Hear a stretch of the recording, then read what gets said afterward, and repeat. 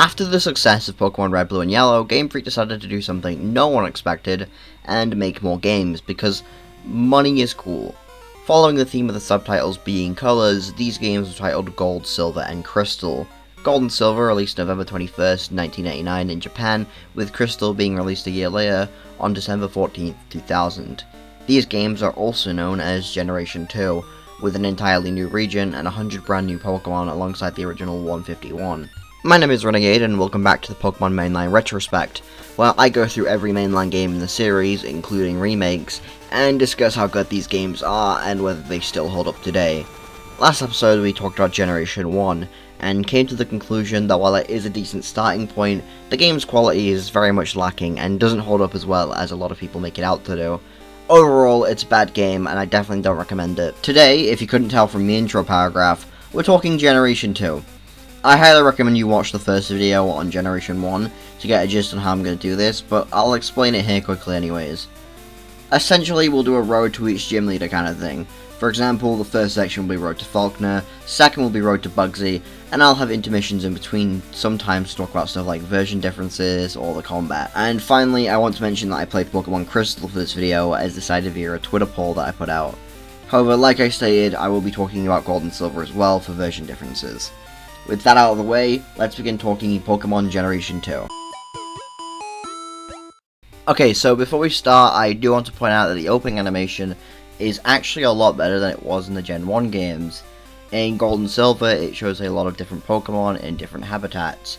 It also shows the starters at the end. Crystal's opening is a lot better, however. It not only teases the unknown, but it also sets up Suicune really well. Not to mention it's fully in colour compared to Gold and Silver being partly in colour. Though I will say that Crystal does have a worse title screen, as it's just a silhouette of Suicune running past a black background, whereas Gold and Silver have actual environments. But moving on to the actual game, the game begins just like Red and Blue, but with some differences. First of all, we now have a female character, which is cool. Only if you play Crystal though, which is unfortunate. Her name is Chris, and I like her design a lot. Won't be playing as her, but I think she was a cool addition. We also get to set the time. The time is actually a really cool feature in this game. Since the game is in colour, it allowed an actual day-night cycle, meaning different things will happen at different times.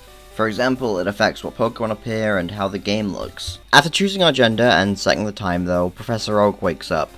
Professor Oak introducing this game is fine. I get they wanted to connect it to Gen 1 as this is essentially a full sequel. However, I would have definitely preferred that Professor Elm introduce it instead. It's a nitpick, I know, but I don't know, I think Elm introducing it would have been way more unique. But moving on, Oak's monologue is pretty much the same as the first game. Not much needs to be changed in the first place, to be honest. After going through Oak's monologue already from going downstairs, the Johto mum has more lines than our Kanto mother ever had, and she gives us the Pokegear, which is a pretty cool feature.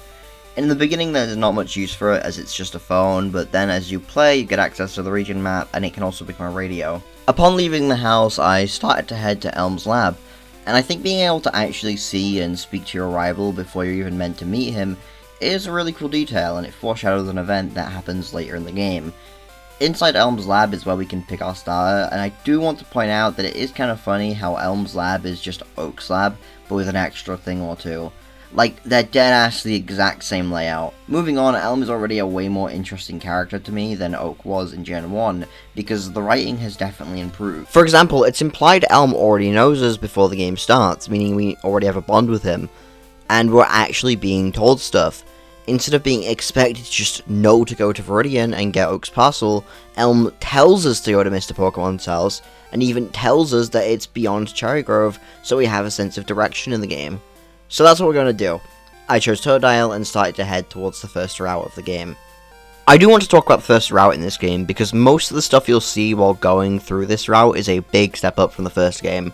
For example, I know it's very minor, but I love the style of the route/town pop-ups. The way it's styled like an actual sign and not just text in a white box is so much more interesting. Again, it's a minor thing, but it gives the game a sense of style.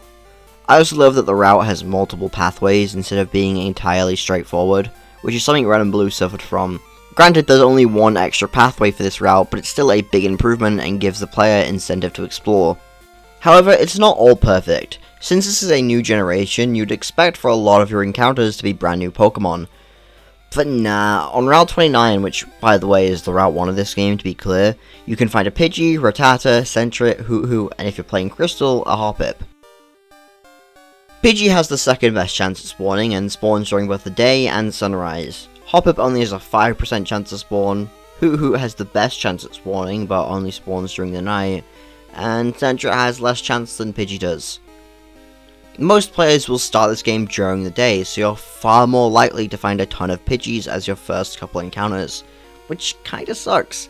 Like, I know it's not a big deal, but I'd much rather play with a new Pokemon in a new generation to mix things up, instead of the ones I just played with in the last generation.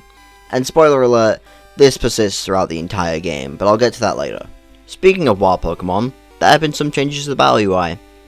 It's obviously got a lot more colour to it now, but it now also has an XP bar, which is a massive help. It was so annoying in Gen 1 not being able to see how far you were from leveling up until you left the battle. Once you get to Cherry Grove, there's also a tutorial which grants you the map card upon completing. The tutorial is actually useful too, because it teaches you about Pokemarts, Pokecenters, and that you can find Pokemon out at sea. That's pretty much all there is to do in this town, though the town looks pretty nice. Although, there is something I want to mention about the Pokecenters. Upstairs, there's a trading area in which you can trade Pokemon over from Gold, Silver, and Crystal. In Generation 2, Pokemon you've traded over will disobey you a lot easier, as their obedience level has been made higher, which makes perfect sense. I think it'd be pretty unfair if you could trade over 5 legendaries and beat the game with little issue. But my problem with this mechanic is that traded Pokemon have an XP boost, which means they'll also level up faster. Meaning you're pretty much never going to have these Pokemon obey you unless you're very careful. So as a result, it still ends up being unfair to the player. I think what they should have done is either decrease the XP they get, or just leave the XP alone but keep their obedience level high. Moving over to Route 30, it's a pretty straightforward route, but there's a couple things to do. First of all, at the opening of the route you can get a berry, and you're able to learn that berries can be found on specific types of trees. Second of all, you can also go to Mr. Pokemon's house, which is required for the story, and past Route 30 is Violet City. There's stuff to do in the routes, and you don't just need to go forward while dodging or fighting trainers. When we get to Mr. Pokemon's house, he provides us with an egg. Eggs are another feature that would go on to become a mainstay thing throughout the series. Eggs are basically babies that, when kept in the party for long enough, will hatch into an actual Pokemon.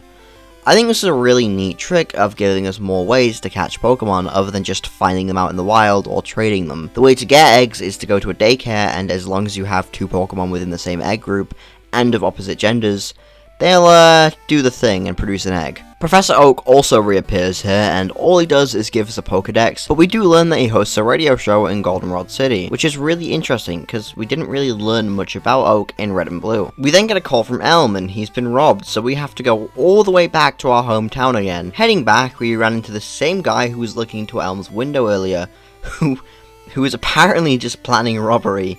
Good to fucking know. We fight him, and by the way, this is completely irrelevant, but why the fuck does Leer give the Pokemon laser eyes? Anyways, we kick his ass and go back to the professor, who is in the middle of speaking with Officer Jenny. I finally got to name this motherfucker, and I call him Strider. As the age-old saying goes, those who know. I then go to speak to my mum one last time before I finally set off, and I let her know she can hold my money, but please, just don't rob me. I'm begging you. I got 3,000 Pokédollars. I'll spend it when I want to. While exploring the routes, I ended up catching a Hoot in Route 29, who will be the birth of this gen, and I caught a Spinarak, which I named Peter in Route 30. So we can add those to the team too. In this playthrough, I'm trying to use mainly Generation 2 Pokemon, or at least Pokemon I didn't use in Gen 1 where possible. I got to Violet and took on the Sprout Tower before taking on the gym in order to level up a bit. It gave me the HM for Flash, which I can't use until I beat Falkner. We also ran into Strider there. No rival fight, but this guy can go fuck himself. I then went to take on Falkner. He was alright, his Pidgeotto caused a bit of a problem, but nothing too serious. Taking on Sprout Tower beforehand made the gym an easy sweep, as I got a couple levels from there. I think XP in general is much better this time around. I feel like I'm leveling way faster compared to Red and Blue, where I felt like I was constantly underleveled, and grinding felt like a chore. I also think it helps that there's more to do at the start of the game this time before you even take on the first gym. But with that said and done, let's move on. Upon leaving Falkner's gym, we get a call from Elm. We go over to his assistant and grab the egg from him, so we can add that to the team for now as well. After that, I left Violet City and headed towards the second gym. I did have to go through a cave, unfortunately, however it was really short. Though it does have the issue Generation 1 had, where there's an encounter every 2 seconds, which is just really annoying. Other than that, though, it's fine. Oh, also, I caught a Sandshrew here, which will be added to the team. And then that's it. I made it to Azalea Town, and then went to fight the gym. Or not. Team Rocket is back after having been broken up for 3 years.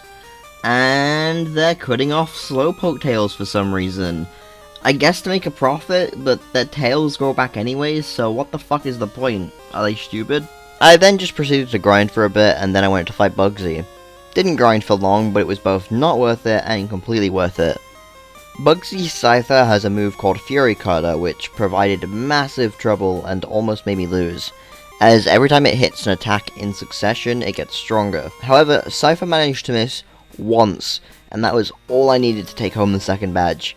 My goat Sandshrew was the only one left alive and practically had to carry the entire team, which was not what I was expecting. For a second gym, this was kinda tough, and usually I'd complain about the skill gap, but after a really easy time with Generation 1, having to actually put thought into a battle was a really pleasant surprise, so I can't complain at all. With that said though, there's actually nothing else to talk about in this section really. It was a pretty short section, and I think that's fine because the pre-Falkner stuff was already pretty long. But before we start heading to Goldenrod to fight Whitney, I want to have the first intermission of this video to talk about version differences. You live to catch Pokemon, but 150 aren't enough. Get ready for the next step. On October 15th, Pokemon Gold and Silver will arrive. You can reserve each copy for $5 and receive this CD-ROM filled with cool Pokemon stuff. You'll get trivia, music, and more. You can log on to Pokemon.com for details. Pokemon Gold and Silver, rated E for everyone. Gotta catch 'em all. Okay, so like every mainline Pokemon game to ever come out, there's of course differences in the versions. So, just like I did with Generation 1, I'll go through the exclusive Pokemon first. So, for Pokemon Gold, the only Pokemon you can't obtain without trading from Silver are Vulpix, Ninetales, Meowth, Persian, Ledibur, Ledian, Delibird, Skarmory, Phanpy, and Donphan. In Pokemon Silver, the only Pokemon you can't obtain without trading from Gold are Mankey, Primeape, Growlithe, Arcanine, Spinarak, Ariados, Gligar, Teddiursa, Ursaring, and Mantine. Pokemon Crystal has a lot more unobtainable Pokemon, however. In Crystal, you can't catch Vulpix, Ninetales, Mankey, Primeape, Mareep, Flaffy, Ampharos, Girafarig, Remoraid, and Octillery. You also can't catch any of the Generation 1 starters, as well as their evolutions, both of the Generation 1 fossil Pokemon, as well as their evolutions, and none of the Generation 1 legendaries. Which is honestly a little sad, because I was kind of hoping to get Blastoise on the team, as that's my second favourite starter, but it seems like I can't. Crystal as a whole has a lot more changes, which I won't be going through all of them, because we'll be here for like 10 more minutes, and this video is already going to be pretty long. So I'll just go through every change that I think is necessary to talk about. If you want the full list of changes, you can go to Bulbapedia, which has everything listed there. Okay, so starting off, Pokemon Crystal is the only Generation 2 game, and the first ever mainline Pokemon game to introduce a playable female protagonist, named Chris. She is not playable in Gold or Silver, so if you really care to play as her, you will need to play Crystal. Several locations have also been altered. This includes the Goldenrod and Celadon game corners being redesigned with new color palettes. Lance's room in the Indigo Plateau has been altered to be more dragon-like, and his basic-ass statues are now Dratini statues. Restaurants in Olivine, Celadon, and Fuchsia have been redesigned completely, and there is an Easter egg in the Celadon mansion where the player can add a mustache to some graffiti on the wall. The sprites for when the legendary beasts appear in the overworld are now unique for each beast, instead of them sharing a single one. However, they still all share the same battle music. Trainers who call the player on the Pokegear now have distinct personalities, and will call for other reasons than just battling, such as to give the player an item. A new character called Eugene is added to his Looking for Suicune and will battle you to earn its respect. Ice Path also got completely redesigned. In Gold and Silver it was an ordinary cave. In Crystal it has its own tile set, and a few of the puzzles have been altered. And finally, Suicune obviously has a much more prominent role in the game compared to Gold and Silver, where it's a side legendary. You're required to awaken the legendary beasts before taking on Morty as well. That's all I'm going through. Again, if you want the full list, you can go to Wikipedia. I'll leave the link to it in the description. Now let's keep going on with the road to Whitney.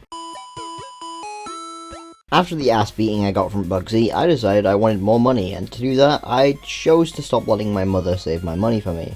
Because, in all honesty, I came to the conclusion that it's not really all that useful, as all the stuff she buys for you are just not useful, or I can just buy by myself. Like, for example, the useful stuff she gives you are a single repel, 3 super potions, a single hyper potion, and the moonstone. 3 of which I can buy from a Pokemon. So the only useful thing she gives you is a moonstone, and the rest of the stuff she gives you is just stuff to decorate your room. So, all in all, it's kinda just not worth it. There is one pro, however, and that's that this feature does mean that your mum is more involved in the game. And I think that's pretty cool, because I did believe it was kinda sad how in Gen 1 she was basically not at all involved, and had about 2 lines of dialogue total. Honestly, the way to improve this feature would literally be to just add more items that are either rare, useful, or both. Preferably both. But anyways, I continued on to Ilex Forest, but before that I had to go through an annoying rival fight. I call this annoying because of his Ghastly and Zubat. His Ghastly had Spite and Hypnosis, and his Zubat had Supersonic. No, not that Supersonic. All 3 of these moves made for a really fucking annoying time, but I handled it either way. Also, something odd I noticed due to his Bayleaf, and this is a massive nitpick, but why do all of the Johto starters evolve at completely different times? I know this isn't the only nor first game to do this, but Kanto stayed fairly consistent with it, the only difference being when Ivysaur evolves into Venusaur. Johto just makes every mon a different level, and you could argue this was to make the game harder, but if you pick Cyndaquil who evolves at level 14, then that's not making it harder, really. Also, this game is already somewhat hard. I don't think they really needed to do this. But whatever, I guess. Just wish it was a little consistent, because it fucked me up seeing a level 16 Bayleaf, when I thought Chikorita would evolve at the same level as Totodile, that being level 18. After the rival fight, I went to Ilex Forest. It was fun. I had to do this far-fetched puzzle to get the TM for cut, and then I kept going. I also found here that on my my legal Nintendo Game Boy Color, I could speed up the game, so getting through the fuck ton of encounters thrown at me was so much easier than having to go through it normally. This is also a way to say that if you see the game speed up at certain points, it's because I was doing that in-game and not a choice I made while editing. But I will say the forest was pretty fun to explore. There's a lot of things you can get here that are actually useful. However, before we keep going to talk about the daycare and Goldenrod City, I do need to backtrack a bit. So immediately after I finished the far-fetched puzzle and got the TM for cut, my egg finally hatched and I received a Togepi. I did what a lot of people probably didn't do and called Professor Elm. I sped up the game and went all the way back to New Barktown to speak to him. All he did was give me an Everstone, so it was not the most worth it, but I did it anyways for the content. I don't think I'm going to keep Togepi on the team though. I'm already on the grind with 4 other Pokemon and Togepi is a level 5. I'd rather wait to get another one of a higher level. Anyways, moving on, I reached Route 34 and that's where the daycare lies. I didn't cover this in the Gen 1 video because I honestly didn't know that was a daycare in Kanto. I kinda just brushed past it. So I'll cover it here to make up for that. The daycare is where you can leave your Pokemon to either breed if you leave 2 there and they're a compatible pair, or just level up, as each step you take in game levels up your Pokemon. But let me tell you, this elderly couple, they look innocent, right? Well, you'd be wrong. You can leave your Pokemon for free, but if you dare to fucking take them back, you need to pay a fee of 100 Pokédollars plus another 100 for each level they gained. So if you go away for a long while and your Pokemon gains 50 levels, you have to pay 5,000 Pokédollars to get them back, and you better hope you only left 1 there. Oh, also, God forbid you missed the HM for Fly, because there is only 1 of these in the entire region, so if you leave your Pokemon there and you're all the way in, let's say, Blackthorn City, you'll be walking all the way back. TLDR, the Pokemon daycare couple are thieves who will either steal your Pokemon or your hard-earned Pokédollars. Do not trust them. Oh, yeah, also, before I forget, Donald evolved him to Croconaw, which was cool. After I left a complaint on Yelp telling people to avoid the daycare, I made my way over to Goldenrod, which is also where Whitney lies. I deposited Togepi, who, by the way, I named Eggman, and I also decided I'd deposit Peter. I know it's sad, but honestly, he's not really been all that useful. and I don't think it's worth keeping him on. This does give me a reason to talk about the box system though. The box system has been slightly improved this time. For example, it looks slightly cleaner now when depositing and withdrawing a Pokemon, since they have actual icons now and aren't just text. You still have to save when switching boxes, but the actual UI of the PC looks a lot better, which is appreciated. I went to challenge Whitney, and before I tell you how it went, let me make it clear. I had heard horror stories about this gym for years. Specifically her Miltank and how insanely difficult she was. And I'm officially here to say, they were right. Everyone was correct. This Miltank should not be this powerful. She takes barely any damage from each hit, and to top everything off, she can heal all her health back with a move called Milk Drink. So yeah, I lost the first match. I did some grinding, and Burb evolved into Noctowl, which was cool. I re-challenged Whitney, and holy fuck, she was actually even worse the second time. I won, but it was annoying as fuck. And let me just explain why. So, first of all, like stated, her Miltank fittingly tanks every hit. And it has a pretty good moveset. Attract, Roll Out, Stomp, and Milk Drink. Stomp is probably her worst move, and even that's pretty decent. Roll Out doubles in power every hit, as long as it hits in a row. So, if you don't have anything that weakens accuracy, you're in for an extremely rough time, as after about 3 to 4 turns of her hitting rollout, it'll eventually just start one-shotting you. Attract is annoying because most of the time your Pokemon won't do anything, and so you don't have many chances to attack or affect stats. And Milk Drink, oh, Milk Drink. So in Generation 2, this move has 10 uses. So she spammed it a bunch, and it was so infuriating. It got to a point where even though she had full health, she used it every single time I damaged her even a little bit. Fuck Whitney and fuck her Milk Tank. Never again. Or at least not until I have to play Heart Gold and Soul Silver. Honestly, the journey from Goldenrod to Ecruteak was pretty short. Go through Route 35 and then cut through National Park into Route 36. Where you'll find the Sudowoodo blocking the path forward. I had to go back to Goldenrod to get the squirt bottle from the flower shop. Also, while I was looking for the flower shop, I found a bike shop, so I got a bike as well for free. I did actually catch the Sudowoodo, and I'm probably going to keep it on the team. But that was pretty much it in terms of getting to Ecruteak. When I got that though, Morty wasn't at the gym, so I went to the tower thingy and fought my rival, who was actually pretty easy. After that, I fell below the floor into a cave and died. Thanks for watching the retrospect, and I'll see you all next time.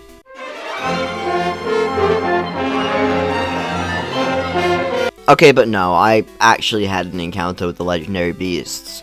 They didn't say much, they just growled and ran off, though Suicune did a circle around me for some reason. After that was done with, I went to fight Morty, and honestly, he was kinda easy. A little disappointing because after Whitney, I was expecting a huge challenge, but the only issue I had really was him using Hypnosis, as I didn't stock up on Awakenings beforehand, but if I did, I could have sweeped this gym easily with Croconaw. You've conquered Red. You've mastered Blue. You've triumphed over Yellow. You've caught them all! And now, you're ready for the next step. Welcome to the world of Pokemon Gold and Silver. Tons of new Pokemon, new adventures, and worlds to explore. New badges to collect. So you've got to ask yourself, have you got what it takes? Pokemon Gold and Silver, rated E for everyone. Gotta catch 'em all. The region design in this game is genuinely really good, no joke. Starting off with the routes, I talked about this earlier, but I'll reiterate. I love how open the routes in this game are. It's so much of a big improvement from the first generation, where the routes are pretty narrow and don't have much to do in them. In this game, there's a lot to do in the routes. There's a fuck ton of trainers to fight, and there'll be sometimes an alternate path to take. I also like how they use the routes to loop the middle part of the region back around, and even though it's not part of the region itself, I love how stylized the route/town pop-ups are. Gives the game a really good sense of style and uniqueness. Some towns have pretty good looking detailed sprites, which you would never find in Generation 1. Ecruteak and Goldenrod's radio tower are pretty good examples of this. Ecruteak especially, considering how good it looks with the towers and buildings. Also, another thing, the caves in this game aren't as bad as they were in Generation 1. Going back to this after beating the game, most of the caves are short and sweet and easy to get through. Yeah, the rapid encounters suck, but it doesn't last too long, thankfully. Not to mention the caves with rock puzzles in them you'll only get to by the time the game has taught you when to use strength. For example, with Ice Path or Clair's gym, I would have had no clue how to do most of this if it wasn't for the game teaching me to do this with Chuck's gym, which is a lot better than what another certain generation did. Though one thing I will say is it does feel like this region got cut short with the inclusion of Kanto. I want to get into this when I've actually talked about Kanto way later in the video, but basically the idea of stuffing 2 entire regions into these games that are also on a device which is pretty weak feels really stupid when you could have cut Kanto and expanded on Johto instead. I'm also 100% sure it's the reason the ocean routes and most caves feel so short. To end this intermission on a positive note though, I do love that the Johto region, just like every other Pokemon region, is inspired by a real life location. For Johto, this would be the Kansai region in Japan, and you can kind of spot the similarities within the game itself when playing. Alright, so the first thing I did before heading out to Chuck was to fight the Kimono Girls in order to get the HM for Surf. It was a nice side thing to do, and it adds incentive to exploring the town. I gave Surf to Donald because, I mean, come on, he's a water type. Then I went down the next route to get to Olivine Town. I gotta say though, I think it's cool how in Route 39 there's a Miltank farm which you can help out by giving their prize to Miltank berries. You can get the TM for Snore when you fed it enough. I didn't do this because I didn't have enough berries, but it's worth it I guess if you really want the TM for Snore for some reason. Oh, also I caught a Magnemite on Route 39 which I called Malmite, because I realized while fighting the Kimono Girl with a Vaporeon that I didn't have anything good against water types. Oh, also, Sonic evolved into Sandslash here too. Making it to Olivine, Silver runs outside of the gym and tells us the gym leader isn't there, and that we should tackle the lighthouse because I'm apparently too weak, even though I've kicked his ass in every single fight we've had. But I do need to grind a little, so I took on the lighthouse anyways. While climbing up, I ran out of space in my bag, and so I can finally talk about the bag system, which has also been improved in this game. There's now multiple slots for different types of items, regular items, Pokeballs, key items, and HM/TMs, bringing up the storage from 20 in Generation 1 to 117, as the HM/TM pocket can hold 50 TMs and the 7 HMs in the game. I will say though, the single criticism I have with this is that, why aren't berries separated from regular items?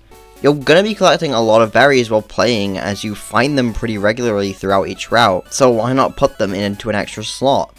It's just annoying having them mixed in with regular items. Also, doesn't this mean that technically that the berries are going to get crushed? Because as far as I know, there's nothing separating them from the potions, revives, etc. God, this bag must be disgusting to go inside of. But moving on, at the top of the tower is Jasmine, the Olivine City gym leader, who is caring for an Ampharos. I love how the gym leaders in this game feel more involved with the story itself. Like, looking at the first game, the gym leaders never left their gym. For almost all of them, you could enter the gym the moment you entered the town. And it's mostly the same in this game, but there's still more overall inclusion in the story. Anyways, Jasmine tells us to go to Cianwood to get her medicine for Amphi, which is where we are going anyways, so it's fine. I wish the way to Cianwood was longer though. It took me less than a minute to get there, and all I had to do was pretty much just hold forward until I saw rocks and shit. Exploring a vast ocean would be a lot more fun if it was longer. Anyways, Cianwood is pretty interesting. I like the idea of a shoreland town. I got the secret potion there like I was supposed to and went to fight the gym. It's funny because in this gym, the trainers are tougher than the actual leader. The first gym trainer I fought had a Hitmonlee who nearly decimated my team. The other two weren't as bad, but they were still kinda tough. I ended up grinding a little before I fought Chuck himself and got Marmite evolved into Magneton and Donald evolved into Feraligatr. And then I went to actually fight Chuck. He was easy as shit. He only knocked out Magneton because his Poliwhirl got lucky with a crit. Final thing I want to mention with this gym is how, like I mentioned in the last intermission, it actually teaches you how to use strength here. In Generation 1, they just throw you into Victory Road's puzzle with no prior way of teaching you what to do. The only chance you have is the Seafoam Islands, and that's completely optional. In this generation, they put the quote-unquote tutorial within Chuck's gym, which is required to beat the game, meaning you have to learn how to use strength, which is a big step up from telling us nothing and throwing us straight in. Also, really small thing, I love this little animation Chuck does when you go up to him, it's so great. You've probably noticed this road is short as hell, and that's because, no joke, literally nothing happened here. I left Chuck's gym, got the HM for Fly, taught it to Burb, and then went back to Olivine. Jasmine is a Steel type gym leader, and I do actually have something to say about that, because what's cool is the characters don't just act as if Steel has always existed. Even the info guy at the start of the gyms can't tell you anything because he says nothing about the Steel type is currently known. So, for someone completely unfamiliar with Pokemon and type matchups, this adds a sense of mystery in the fact that you don't know what you're getting into. And it's also reflected in the fact that Jasmine's gym is clearly new. It's a very small gym and there's literally no gym trainers at all. Usually I'd complain, but in this case I can make an exception as Jasmine herself is still somewhat tough. Her Magnemites are easy to defeat, but her Steelix is pretty strong as it has Iron Tail, which does a ton of damage. It's also a pretty neat bit of world building. Yeah, you could argue this would be better if they put it in the start of the game, but to be fair, considering Steel type is new to this generation, they don't tell you anything about it, and Steelix is a pretty strong move with Iron Tail. I'd say it's justified to be here. Immediately after defeating Jasmine, I headed back to Aquatique so I could get to Pryce faster. I went through Mount Mortar. I do like that it's optional as there's a lake near it, meaning you get more options in terms of reaching Mahogany Town. Mount Mortar is also fucking massive, however if your only goal is getting to Mahogany Town, then getting through Mortar is extremely straightforward and not difficult in the slightest. Also, one thing I noticed both outside and inside Mount Mortar was that the trainers are extremely underleveled for no reason. Keep in mind, Pryce is the 7th gym in the game. Why the fuck am I still fighting trainers with Pokemon under level 20? I guess this is because you can get to Mahogany Town before you even beat Morty, but in that case, why not just block that area off? They do that multiple times in this game, even when it's not necessary, so it's not like it isn't an option.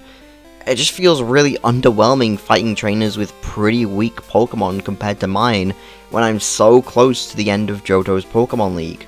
But speaking of Mahogany Town, this town's okay. The gym is closed off when you first reach it as you have to deal with the Lake of Rage, which holds a shiny Gyarados. Oh yeah, let's talk about shinies for a second. So shinies are a new introduction in Generation 2. They're basically these special forms of Pokemon that are pretty rare to find. And this has to be one of the best things Pokemon has ever done. Shiny hunting has pretty much become the biggest trend in the Pokemon community, right next to Nuzlocke. And the fact that it all starts with these games is really cool. And not to mention that the way they were able to incorporate shiny Pokemon into the story is genuinely a genius move. It introduces the player to a feature that most wouldn't have found unless they got really lucky. I've never been that fond of shiny hunting as it's pretty pointless, in my opinion boring, but I'd 100% be in the wrong if I didn't talk about it in this video, as it's done so much for the Pokemon community since its debut.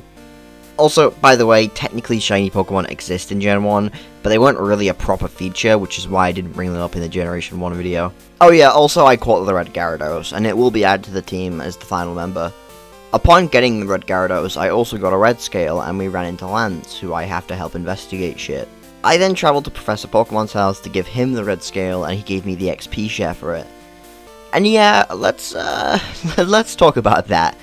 So if you watched the original Gen 1 retrospect, you'll remember that I said this. You are going to have to go into the wild and battle Pokemon, and you are going to be there for a while. Especially since Brock's Pokemon are level 12 and 14. And before anyone asks about XP share, well, that doesn't exist in this game. XP share wasn't a thing until Gen 6 with X and Y. Oh, you gotta be fucking kidding me. So I'm officially here to apologize. Because I was wrong, and here's why. In Pokemon Red, Blue, Yellow, and Green, upon reaching Route 15, you can find Professor Oak's aid and talk to him. And if you've caught 50 types of Pokemon, you can get the XP All, which is basically the XP share with a different name. And in my opinion, that kind of sucks. I don't like the idea of the XP share just being locked to extremely late in the game, as well as it being very easily missable if you don't go out of your way to speak to the aid. And in Generation 2, it's kinda the same. The requirement to get it isn't as bad. As stated, all you need to do is beat or catch the Red Gyarados and you'll be given the Red Scale, except the problem is you're never really told to go back to him, so it's really easy to miss. Also, the XP share kinda sucks, because it only shares XP with the Pokemon holding it and not the entire team, which just feels really pointless. But anyways, I did go back and help Lance fight off Team Rocket, and oh boy do I have some words to say. This has to be the most disappointing and annoying hideout ever. First, let's start with the annoying part. Whenever you go past a statue on the first floor, you are forced into 2 consecutive battles, and there's like 5 statues. Not to mention, it is the exact same grunts every time with the same dialogue and the same team, and as far as I know, you can't turn these statues off, meaning you have to fight the same 2 grunts 5 times. And this isn't even the worst part, really. Remember earlier when I complained about there being an underleveling issue on the way to Mahogany Town? Yeah, well, it's also present in this hideout. There isn't a single rocket grunt with Pokemon over level 30. Most don't even have ones over 25. This is in the end game of the main story. Why am I still fighting trainers or grunts that are weak as shit? Even the rocket executives are under level 30. How do you manage to have the opposite issue Kanto had? But okay, this part isn't all bad. Like, I do like the ending where you have to take out 3 electrodes in order to stop the radio signal. That's cool. I also like that Lance is pretty involved here. Lance is cool. I like Lance. I also like that they aren't ruining the ending of Red and Blue, as they didn't have Giovanni return, as it's revealed that Team Rocket is just obsessed with him returning and genuinely believes he will come back even after 3 years. But still, I just wish this was more of a challenge.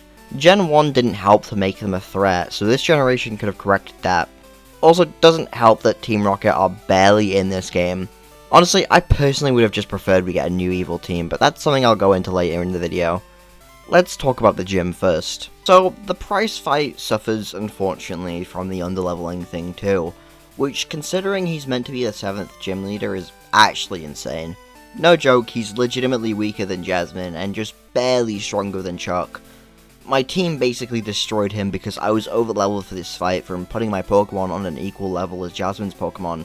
Honestly, I genuinely wonder if Pryce was meant to be between Chuck and Jasmine originally. But yeah, Pryce fight easy, 7 gym badges down, 1 to go. First though, let's do an intermission. Let's try this again. Now concentrate. Think Pichu, Lugia, Pikachu. Chikorita, Cyndaquil. Cool. The new Collector's Edition Gold and Silver Pokemon Game Boy Color. A true Pokemon master may do anything to get it. Oh, how about 5 more for my friends? Okay, so the combat in this game faced a couple changes from Generation 1, such as new types, new items, and more in order to spice everything up. So let's get into it. First of all, let's talk about the brand new types, Dark and Steel. Honestly, these types are pretty cool. They added a counter to Psychic types, which was a really strong type in Generation 1. They also changed some moves and Pokemon to fit these new types. For example, Magnemite is now a Steel and Electric type instead of just Electric. This does cause a bit of an issue lore-wise, because, I mean, how did they only now discover Steel and Dark type? And how were certain Pokemon considered weak to other types when they shouldn't be? Realistically, Steel type should have been in the Kanto games. Again, it is an issue, but I don't really care either. They also added berries. Compared to nowadays, there aren't many berries in this game, only about 10 or so types, but I think they were pretty cool additions. Like, genuinely, they're a decent alternative to potions, revives, etc. But why is there no extra slot in the bag for them? The type chart also got altered a bit in this game. Bug is no longer super effective against Poison, Poison is now neutrally effective against Bug, Ghost is now super effective against Psychic, and Ice is now not very effective against Fire. And overall, I think these are good changes, especially Ghost being super effective against Psychic, since again, Psychic was kind of busted in Gen 1. Also, NPCs now actually have power points instead of being able to infinitely use any of their moves, which, thank fucking god, because if I had to go up against a Whitney whose Miltank could infinitely use Milk Drink, I would have ended everything right then and there. Oh, also, and the special stat has been split into special attack and special defense. Oh, and by the way, I know this isn't combat related, but I do love that when you enter a battle now, the opposing Pokemon will do a little opening animation. It's really cute. The combat in this game is pretty decent. It's not too difficult, but it's not too easy either. especially considering that compared to Generation 1, I don't get crits every 5 seconds. However, the one issue I do have is that later in the game, the leveling starts to get really weird for no reason. Again, like I said with Pryce's section, trainers, rocket grunts, and Pryce himself are really low level despite being extremely late game, and it feels like this was meant for earlier in the game. Which, I mean, it's possible it was because you can access Mahogany Town before you even beat Morty, but I just don't get why they don't close that off and make everything there a high level. This also slightly continues on to the Kanto gyms, which is really weird considering you'd think they'd want to make those really strong since they're post-game. Upon leaving Pryce's gym, we get a call from Professor Elm, and he says that something is going on with the radio broadcasts. It turns out that the Goldenrod radio tower has been taken over by Team Rocket, which is something set up when you first visit Goldenrod. However, first of all, does this building have any fucking security? The Team Rocket I thought was weak as fuck. How did they take over an entire radio station? Also, second of all, was I the only one to notice the blatantly obvious Team Rocket grunt standing outside Goldenrod radio tower? Did no one else think to themselves, huh, that's Team Rocket, someone should stop them? But aside from that, honestly, this takeover was alright. I got another rival battle, which was not hard, but not really easy either. The puzzle with the switches made me feel dumb as shit, as the answer was pretty much really damn simple. Though, once again, Team Rocket themselves were not that difficult. I was able to easily take down the Rocket Executive, and I do think it's funny how he disbands Team Rocket instantly upon losing, just to be like his master Giovanni. And I do think it's done better here, because honestly, Team Rocket in this generation is played off as pretty pathetic. My issue in Generation 1 was that Giovanni was meant to be this kind of mastermind behind everything, and he was supposed to be this pretty terrifying big bad, but it never felt that way because the writing fell flat. But in this game, I've come to accept that's not what they're trying to do with Team Rocket, which sucks because they never really got the chance to feel threatening, but also I do love the idea of them just being pathetic and kinda in denial. I don't know, I'm pretty conflicted about this decision, to be honest. I love and hate it at the same time. Moving on, after being done with Team Rocket for good, I saved the director and he gave me a clear bell.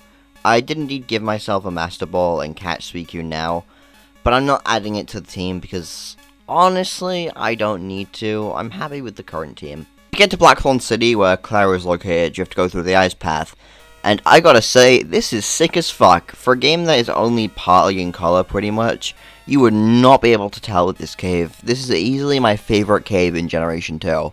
It's got unique puzzles, and it overall just looks stunning. 10 out of 10 all around. There wasn't much else to do in Blackthorn, so I went to challenge Clair. Her puzzle was actually really cool. It involved using the rocks to create a path towards her. Her fight, on the other hand, was kinda easy. I made myself only use Marmite, as I originally planned to swap it out for Suicune, so I wanted to give it one last send-off, and it cleared her team with minimal effort. However, that wasn't the end of it. She's pretty shocked that she lost, and so doesn't let us have the badge until we go through the Dragon's Den. Even then, when we pass the test given to us there, she still refuses until she's shouted at by one of the elders. Funny ass gym leader, to be honest. Once leaving the Dragon's Den, she does give us one last send-off and tells us to kick the Elite Four and the Champions' asses, but only because she'd feel even worse about losing if we didn't. But yeah, with that said and done, it's time for the road to victory.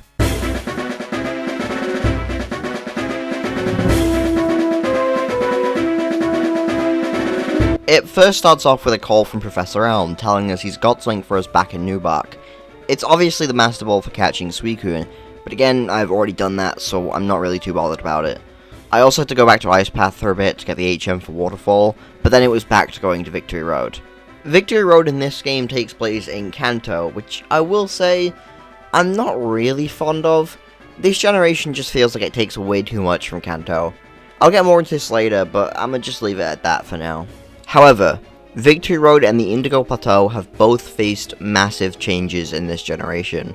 For example, Victory Road is a lot shorter. It's got 0 trainers and there isn't a puzzle either. The only fight is at the end when Silver appears asking to fight again.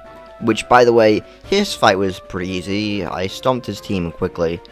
Also, the giant path where you go through a field of each gym's type and your badge gets registered one by one has been completely replaced. The path is far more straightforward now, and all your badges are registered at the same time at the end, and I 100% prefer that. The Indigo Plateau also faced a small redesign, but it's not much worth talking about. It's just been fit to match the interior of Johto's Pokécenters. I do want to talk more about Silver, who I honestly like more than Blue. You actually see him develop and come to realize the way he's treating his Pokemon is cruel, as you constantly beat him every single time. Whereas Blue literally never develops and acts the same way the entire game. Blue has a better design, but Silver is overall the better character. Though, I will say, Silver still does need a little more development in my opinion. It feels as if they're constantly teasing you, like, hey, he's gonna change, but then he doesn't really. Even in the final rival fight in the post-game, it does the same thing, where it teases him changing, but it doesn't show it. While I'm happy he does show signs of changing, I wish we actually got to see him change, instead of being left to ponder if he will. With that said, however, let's officially take on the Elite Four. First up is Will, replacing Lorelei as the first Elite Four member. He was somewhat easy, most of his team went down to Marmite's Thunder Shock. Decent fight though. After that is Koga, who has moved up from being a Kanto gym leader to a member of the Elite Four. He was actually even easier than Will. I think it's fun he returned, but an easy fight overall. Next up is Bruno, remaining from the original Elite Four. He caused a bit of a problem. His Hitmonlee started spamming Swagger, which increases your attack but also confuses, which was genuinely hell to get through. Add that in with his other super powerful moves, and yeah, I was definitely worried. I got it done either way though. Next up was Karen, another new character in this generation. She was genuinely tough as well. Her Vileplume and Gengar were the main issues as she kept spamming Petal Dance and Moonlight. And for Gengar, a lot of my team didn't do much against it. I still managed to get past it luckily, but it was pretty tricky. Now it's time for the final battle against the champion, Lance. He's also moved up from being an ordinary member of the Elite Four to the official champion. It's interesting how this also implies that Lance did end up beating Red eventually too. Lance wasn't too difficult, but to be honest, he was still fun. Having him back in general is just great to see. Either way, I beat him and officially became the Johto League champion. Elm reappears to congratulate... Wait, what? Where the fuck is Elm? What? Why is Oak here? Oak hasn't even spoken to us since we met him in Route 30. So I ask again, why the fuck is he here? But sure, fine, I guess. Just let Oak be the one to congratulate us. But anyways, just like the first video, let's go through the Hall of Fame. Keep in mind this goes in party order. Starting off, we have Magneton, who I named Marmite, that I found as a Magnemite on Route 39. I almost swapped it out for Suicune, but I'm glad I didn't, because I do genuinely believe I would have lost the league if I did. Marmite was such a huge carry throughout the game. Then we've got Feraligatr, my starter, who I named Donald. Always loved Totodile, and I'm glad I chose correctly when it came to the starters, as Donald was so good throughout the entire game. After that is Sandslash, who I named Sonic, which I caught as a Sandshrew in Union Cave. She was also the first Generation 1 Mon I caught. Sonic had a lot of good moments, but in my opinion her best moment was probably fighting Bugsy, as she literally carried that entire gym. I also only just realized Sonic was a girl while writing the script, and I'm so upset I didn't call her Amy. Then we have Sudowoodo, who I called Tra, because Sudowoodo is a knockoff tree. I'm hilarious, you don't have to say it, I already know. I didn't really use Tra as much as I would have liked to, weirdly enough, but she did add some variety to the team in terms of moves, which I can't complain about. Then we have the burb of this generation, Noctowl, which was the first Pokemon I ever caught in this video on Route 29. She was also a big help and did a lot for the team. She especially made it easier to get to places once I got Fly. And finally, the Red Gyarados, which I named Himothy, because he is the first of his name, last of his kind. Red is my favourite colour, so he inevitably was going to join in anyways, and while I also didn't use him as nearly as much as I would have liked, he was still useful. But that's it. Once we're done with the Hall of Fame, we're sent back to the title screen. There's obviously nothing else to do because there's no other regions to explore. There's only one region, no other regions, only one, and that's Johto. Wait a minute, what happened to So I'm going to be completely honest, I'm not going to do this entirely like I've done the other sections, I just really need to give my thoughts on Kanto. One thing you will notice while traveling to each gym is how cut down Kanto is. The best example of this is Mount Moon. To get from Mount Moon to Route 4 in this game takes less than 30 seconds, whereas in Red and Blue it's a massive, sprawling cave that takes a bit in order to traverse to Route 4. There's still stuff to do in Mount Moon, but it's 100% way shorter and not as big as it once was. Another example of this is Viridian Forest, which has just been stuffed into Route 2, and it's no longer its own area. And when I say stuffed, I mean stuffed. Like, it is so much smaller now, it's almost unrecognizable. Some changes made, however, are actually explained within the lore. For example, Cinnabar Island. A year before the events of Generation 2, Cinnabar Island's volcano erupted, destroying the entire town except for a single Pokecenter. When you first go to Cinnabar, you'll find Blue there, who is deep in thought about how fast everything can change, and how, no matter how much you're winning, you can lose in a second. For the immature fuck that he was in Red and Blue, this is kinda deep, and a good progression of his character. Except for the part where he regresses back to being a piece of shit in the gym battle, so never mind. But I got off topic there. Blaine is also now living in the Sea Foam Islands, and has pretty much gone insane. It's kinda sad to see how everything has changed from the first game. Red has been missing for 3 years ever since the Indigo Plateau battle where he became champion, and it's so concerning to the point where his mum has managed to become an actual character. Brock looks a lot more settled down now, Misty is trying to find love, Blaine has suffered the loss of his home. These characters finally have personalities outside of the anime. I finally have a reason to care for them. My favourite of these changes, however, is that Erica has finally beaten the horrible gym layout allegations, and I couldn't be happier. In the first game, her gym layout genuinely sucked.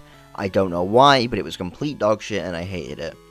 In this generation, while not perfect, it looks a lot better. I also like how Kanto kinda has its own mini-story that continues from Johto. It doesn't last long, but essentially a thief steals from the Kanto power plant, and is then revealed to be a Team Rocket member who doesn't know Team Rocket has disbanded again. And then after that, you have the disappearance of Red, in which you go to Mount Silver to fight him. Also, there's the final rival fight in Mount Moon, but like, it's not really part of the story. The Red fight was such a cool inclusion. He doesn't say anything, and when you beat him, he just disappears and the credits are all. And this generation was basically the one to kickstart the trend of Red, Blue, or both appearing as a surprise cameo. Though, I do gotta say, his team is a little random here. Like, okay, you've got Charizard, Venusaur, Blastoise, and Pikachu. The first 3 are the Kanto starters, and the last one is the company mascot. Those make sense. But then he also has an Espeon and a Snorlax, for some reason. I don't know, that just felt weird to me. Why not give him a Mewtwo or one of the other legendaries from Generation 1? It's a nitpick, I know, I just wanted to mention it. No fucking joke, I genuinely believe if you're looking to get into Pokemon, Generation 2 is the perfect generation to start with. And let me explain why. First of all, the gameplay is a lot more fun. Grinding for the most part is a lot easier than in Generation 1 and can be pretty fun to do. There's a lot more Pokemon to catch, there's berries, the UI has been improved, etc. The game looks great even if it's not the most visually impressive thing ever. Ice Path and Ecritique are 2 places that I think make the game look really great. And the game is definitely best played at night in my opinion. The story isn't the most well written thing ever, it could be a lot more fleshed out as the plot is kinda all over the place at times. But it's mainly carried by its characters, who, compared to Gen 1, have so much more life and actually act like real people. You've got Silver, who is somewhat of an arc. It never really goes anywhere, but you can see him start to crack at the end of the game. The champion and gym leaders are also actually doing stuff. Lance helps you to take down Team Rocket in Mahogany Town, Jasmine is taking care of Pokemon and is clearly new to the gym leader scene, etc. The towns and locations are pretty visually well made, and the sprite work in this game is really great. It feels like a lot more effort went into the art style and look of this generation, and I feel like that's mainly because of the Game Boy Color.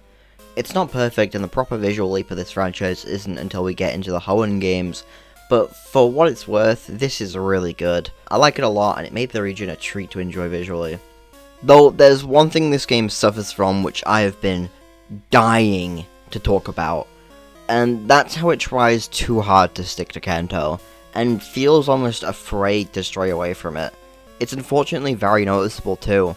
to Elm being sidelined with Oak taking the spotlight, to a lot of the Pokemon you'll battle or just spot being from Kanto instead of Johto. Hell, even the Johto gym leaders have more Kanto Pokemon than they do Johto Pokemon. It's to the point where 3 members out of the 5 in the Indigo Plateau are from Kanto, with only 2 original characters. Even the Indigo Plateau itself is based in Kanto, even though I'm sure they could have made one for Johto. They couldn't even give Johto its own evil team, they had to reuse Team Rocket, which even then, Team Rocket is barely in it until after the 6th gym. I'm not saying Kanto shouldn't be included, but to this extent it is insane. It genuinely feels like Johto was sidelined in its own game. Also, while I loved exploring Kanto again and seeing how much changed, I do think including it in this game was kind of a mistake. Johto felt really small, and I'm 100% sure that's because they felt the need to include Kanto out of fear Generation 2 wouldn't sell well if they only included Johto, so they had to cut Johto down to basically the half a region. Another complaint I have is that I do think the leveling is also a bit fucked, and I do think Kanto is partly to blame, but the other half of the blame belongs to poor design in certain areas. To start with the other half, I don't know why they didn't just have Mahogany Town locked off until you beat Jasmine, because they could then increase the levels of Team Rocket and Pryce. But instead, going in, I felt really overleveled because I was around level 35, fighting people with level 17 Pokemon, close to the 7th gym, which I was also overleveled for.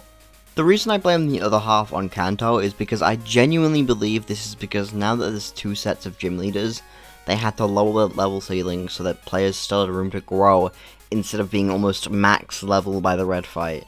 But also, even then, this ends up with Kanto having a fucked up level ceiling. There is no reason for Red to have level 70 to 80 Pokemon. The last gym leader you're going to fight is Blue, whose Pokemon are all higher than level 54, but no higher than 58. And considering the rest of the gym leaders are all mostly below level 50, unless you grind hard, you have very little chance of any of your Pokemon being even just over level 60 by the time you reach Red. But even then, you will be largely overleveled for all of the Kanto gyms because by the time you beat Lance, you probably have grinded a bit in order to get your Pokemon around level 50. So no matter how you play, you will be either overleveled or extremely underleveled. There is no winning. Also, for Gold and Silver, those games getting awarded so much for Crystal feels really weird. It felt strange playing Crystal because I knew a few of the things I experienced weren't even in the original versions, which I think is an issue with third versions as a whole. It's not something I really want to get into, but I do think having a third version, especially making such massive changes, kinda sucks. Especially when making these videos, it's been kind of a struggle deciding whether to play the base games, or to play the third version and get the full experience. Like, keep in mind, I wouldn't have cared if these were just minor quality of life updates, but these are massive changes to the overall game. For example, Ice Path looks completely different. In Gold and Silver, it's just an ordinary cave. In Crystal, it's been completely changed and received its own tile set and shit, even altering some of the puzzles. So essentially, if you want the best experience, you have to play Crystal, or you will miss out on some key moments. Also, to get out of the way, because I know someone will bring it up, the reason I didn't bring this up with Pokemon Yellow, or play Yellow for the Generation 1 video, is because I consider that to be a completely different thing. Yellow was very clearly made to loosely adapt and promote the anime. All of the changes made in that game were literally made to make it anime accurate. It is not the same as the other 3 third versions we got, aka Crystal, Emerald, and Platinum, which weren't adapting anything and were just making a fuck ton of changes for the sake of making changes. I might consider making a separate video talking about third versions one day, to be honest, because this is a really interesting topic. To end this on a positive note, I do want to say that the soundtrack of this generation was really good. I won't go too in depth, but there's some really good music and some pretty chill tracks in there. If you want a nice OST to listen to, I 100% recommend this. But honestly, that's all I can really think to say. Before I sum everything up, first of all, where does Generation 2 go in the tier list, which I totally didn't forget to include in the first video? Well, I'd say it's bottom of A tier right now. It's pretty good, but it's not perfect, and 100% could be better in certain ways. But if you're looking for an entrance into the series, this is a great start. To sum up everything, Generation 2 isn't perfect. It's very far from it. It feels a little short and afraid to stray away from the first generation. However, this doesn't change the fact that they are still pretty good games, and if you're looking to get into Pokemon, these are perfect for that.